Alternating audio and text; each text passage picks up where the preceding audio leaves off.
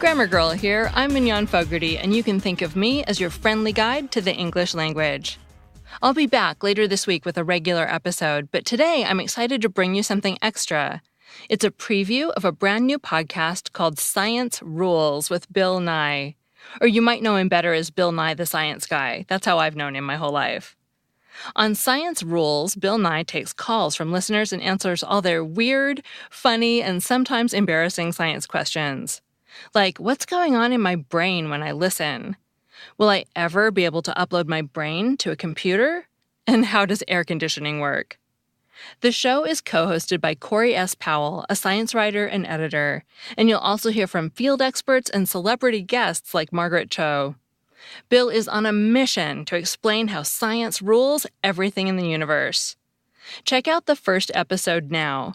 Just search Science Rules with Bill Nye in your podcast app and make sure to subscribe. But first, here's a preview.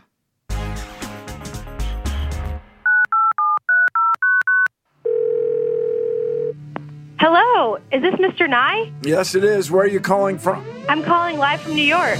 Welcome to Science Rules, where we talk about all the ways in which science rules our universe. After all, science rules everything, including kites, kelvins, kumquats, plywood, plumbing, plumage, whiskers, wallabies, and waterfalls. Let's get into it. You have some great questions, so I'll take your phone calls. I just want to know if it's real. Is there any science behind it? What is the best way to offset my hobby environmentally? How will we go about putting colonies on Mars? Can I somehow make myself become a morning person? We'll do our best to answer your questions. I'm joined by Corey S. Powell. Who are you? I'm a science writer and editor. I'm also your friend, and I'm here to make this podcast with you. Oh, yes, of course. But don't worry, people. It won't be just us.